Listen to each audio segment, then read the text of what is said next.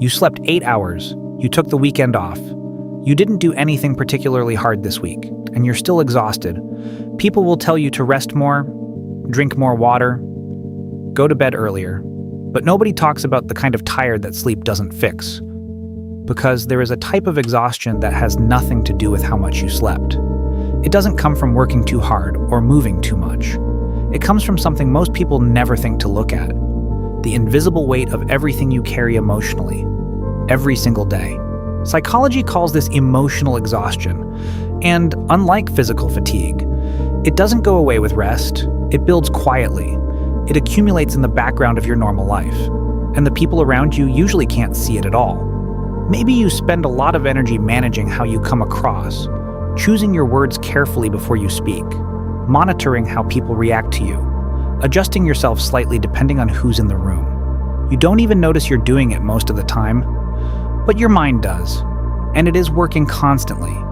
Maybe you hold a lot inside, not because you don't feel things deeply, but because somewhere along the way you learned that expressing everything wasn't always safe, so you process most of it alone. You think through your problems instead of talking about them. You carry things until you can figure them out by yourself. And from the outside, you look completely fine. Maybe you are the person other people come to. The one who listens. The one who helps. The one who tries to make other people feel better, even when you yourself are running low. And because you are good at it. People keep coming. And you keep giving. Because saying no feels harder than just continuing. None of these things look like exhaustion. There's no visible effort. There's no obvious reason to feel as tired as you do. But each one costs energy. Real energy. The same energy your body uses to stay alert, stay regulated, stay present. And when you spend years operating this way, the cost quietly compounds.